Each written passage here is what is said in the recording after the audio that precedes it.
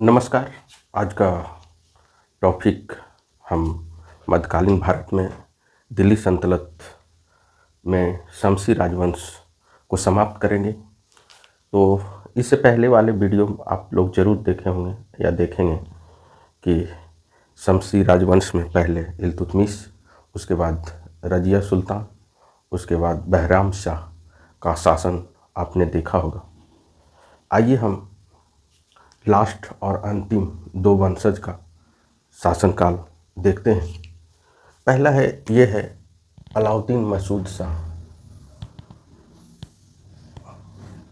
अलाउद्दीन मसूद शाह जो है, ये अलाउद्दीन मसूद शाह, इसका जो शासनकाल रहा 1242 से 46 ईस्वी तक रहा।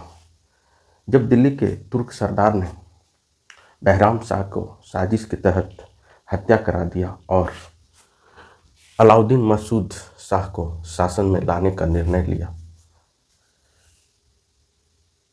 इससे पिछले वाले वीडियो में जो है हमने मसूद की जगह महमूद बोल लिया। सॉरी, इसके लिए आप लोग करेक्शन कर लेंगे। तो मसूद शाह को लाया गया, जिसका शासनकाल 1242 से 46 रहा। मसूद शाह के शासनकाल के बाद बलवली वंश के योद्धा जो है, बलवन का उत्कर्ष यहाँ पे शुरू हो चुका था। बलवन का उत्कर्ष यहाँ पे आगमन बलवन का शुरू हो चुका था।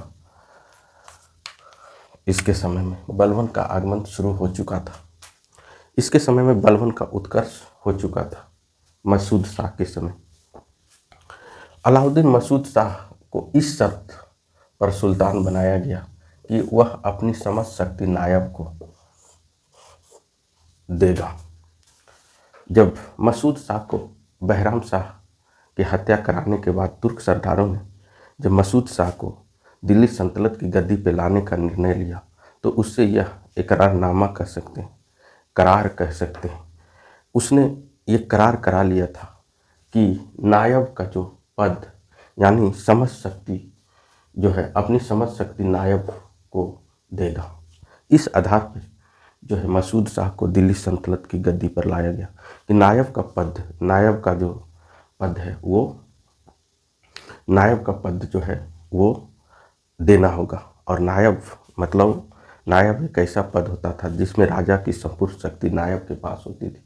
बस राजा नाम मात्र का प्रधान होता था, एक कठपुतली की तरह होता था, जो पिछले वाले वीडियो में हमने समझाया। तुर्क सरदार ने आपस में मतभेद हो गया। इस पद के कारण जो है तुर्क सरदार अपने में लड़ गया, मतभेद हो गया। इसका कारण था कि नायब का पद गैर तुर्की सरदार मालिक कुतुबुद्दीन हसन को मिला। ये नायब का जो पद था ये तुर्की नहीं था, गैर तुर्की को दिया गया, जिसका नाम था मालिक कुतुबुद्दीन हसन को मिला नायब का पद। कहने का मतलब, ये सारा शक्ति जो है कुतुबुद्दीन हसन के पास आ गया। क्योंकि ये गैर तुर्की था, इसलिए तुर्क सरदारों में मतभेद हो गया। जरूरी था, क्योंकि इसको तुर्क सरदारों ने दिल्ली की सल्तनत पे गद्दी पर लाया बहराम शाह की साजिश की तरह हत्या करने के बाद। तो इससे तुर्क सरदार आपस में ही उलझ गए, क्योंकि इसका कारण था कि नायब कुतुबुद्दीन हसन को दिया। लेकिन वजीर का जो पद था, वजीर का पद जो है अबू बकर तुर्क को दिया गया। एक पद गैर तुर्की का मिला, जो मुख्य पद था सारी शक्ति का स्वामी वाला पद जो है कुतुबुद्दीन हसन। अब वजीर का पद जो है अबू बकर जो तुर्क था उसको दिया गया। अमीर ए हाजिब का पद मिला बलवन का, जो इल्तुतमिश के द्वारा निर्मित प्रशासनिक हिस्सा, जो निर्मित चालीसा का सदस्य था, जो इल्तुतमिश द्वारा निर्मित चालीसा का सदस्य था, उसी को अमीर ए हाजिब का पद बलवन को मिला। बलबन ने अपने हाथों से सत्ता केंद्रित करने के लिए षड्यंत्र रचकर अब धीरे धीरे बलबन ने अपने हाथों में सत्ता लाने के लिए उसने षड्यंत्र रचा, खड़यंत्र रचा, रचकर 1246 ईस्वी में मसूद शाह की हत्या कर दी बलबन के द्वारा। बलबन ने अपने सत्ता को प्राप्ति करने के लिए षड्यंत्र रचा और महमूद अलाउद्दीन मसूद शाह को हत्या कर दिया। अब जो लास्ट शासक आता है उसका नाम है नसरुद्दीन महमूद। 1246 से ये 65 ईस्वी तक शासन किया। उसके बाद जो है बलबन का शासन में आगमन होता है। यह धर्मपरायण और भीरू प्रकृति के व्यक्ति थे। धर्म पे निष्ठा रखने वाला व्यक्ति था नसरुद्दीन महमूद। उसने राज्य की संपूर्ण शक्ति बलबन को दे दिया। क्या मतलब, जब इसको धर्म ही उदार प्रवृत्ति के व्यक्ति थे तो इसको क्या सत्ता का सुख भोगने का जरूरत था। इसने सारा शक्ति जो है बलबन को दे दिया। इसी के साथ ही सुल्तान और सरदारों के बीच चल रहा संघर्ष समाप्त हो गया। जब सुल्तान और दिल्ली के जो तुर्क सरदार था उसके बीच जो संघर्ष चल रहा, एक झटका में नसरुद्दीन महमूद ने सारा पावर बलबन को दे दिया।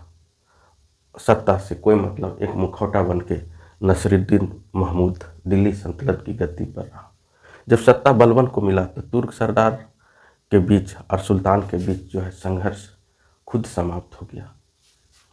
1249 में बलबन ने अपनी पुत्री की विवाह सुल्तान से कर अपनी स्थिति मजबूत किया।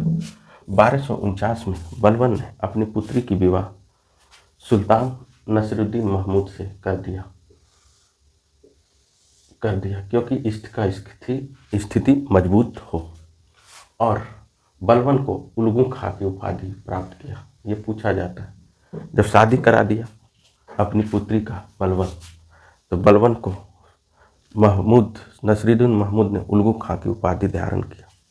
यह सुल्तान न्यायप्रिय था, धर्मप्रिय था, न्याय पर विश्वास करता था, धर्म पर विश्वास करता के रूप में विख्यात था। इसलिए कहा जाता है, एक कोटेशन है इस सुल्तान के लिए, यह एकमात्र सुल्तान था जो टोपी सीकर अपने जीवन निर्वाह किया। ऐसा सुल्तान था जिसने, इसके बारे में कहा जाता है, सही बात है क्योंकि सारा पावर तो बलबन के हाथों दे दिया, तो इसके बारे में कहा जाता है कि इसने अपना टोपी सीकर अपने जीवन का निर्वाह किया। ये परीक्षा के दृष्टिकोण से काफ़ी महत्वपूर्ण हो सकता है। आपसे पूछ देते का कि दिल्ली सल्तनत का वह कौन सा सुल्तान था जो टोपी सीकर अपना जीवन व्यतीत किया, तो वह सुल्तान था नसरुद्दीन महमूद। यह निर्वहन किया। साथियों, नसरुद्दीन महमूद दुनिया लोभ ही नहीं था तो क्या करता, क्या काम उनको राजभोग से, फिर जनता का ही सेवा। इसीलिए सत्ता में आने से पहले इसने सारा पावर बलबन के हाथों में दे दिया। और आगे हम देखते हैं नसरुद्दीन महमूद के बारे में। इस सुल्तान ने बलबन को छत्र प्रदान किया। इस सुल्तान ने, नसरुद्दीन महमूद ने बलबन को छत्र प्रदान किया। छत्र एक प्रकार का उपाधि होता है या राष्ट्रीय चिन्ह उसमें लगा रहता है, पद होता है, उसे एक तरह का जैसे पुरस्कार होता है वो दिया। और संपूर्ण शक्ति का मालिक बलबन बन गया। ये छत्र जब दिया गया तो सारा संपूर्ण शक्ति का जो भी मालिक था वो बलबन बन गया। छत्र को देने पर राष्ट्रीय चिन्ह या राजकीय चिन्ह होता है, इसको दिया गया छत्र बलबन को, और संपूर्ण शक्ति का मालिक बलबन बन गया। 1253 में ईस्वी में कुछ समय के लिए भारतीय मुसलमानों को भारतीय मुसलमान था रेहान, उसको नायब का पद दिया गया, नायब का पद बनाया गया। परंतु 1254 ईस्वी में बलबन को यह पद फिर पुनः प्राप्त कर लिया। कुछ समय के लिए रेहान को नायब पद मिला, लेकिन फिर 1254 में बलबन को यह पद प्राप्त हो गया। इसी के समय बलबन के ही समय मंगोल नेता हलाकू खां का आगमन होता है, आक्रमण होता है। लेकिन बलबन ने इस आक्रमण को विफल किया। बलबन ने बहादुरी के साथ इससे लड़ा, हलाकू खां से, और उसका जो आक्रमण की मंशा थी उसको ये विफल कर दिया। इस सुल्तान ने 1265 ईस्वी में इसकी अकस्मात मृत्यु हो गई, 1265 ईस्वी में। और इसका कोई औलाद नहीं था, कोई बाल बच्चा नहीं था, इसका कोई पुत्र नहीं था। इसलिए बलबन नेतृत्व कर रहा था, तो बलबन को ही सुल्तान बनाया गया। और यह बलबन ने बलबनी राजवंश की स्थापना दिल्ली सल्तनत की गद्दी पर कर दिया। अगला जो हम इतिहास पढ़ेंगे बलबनी राजवंश के संस्थापक बलबन का। तो आपको कैसा लगा वीडियो, ज़रूर लाइक कमेंट शेयर कीजिए। Thank you so much, all the best.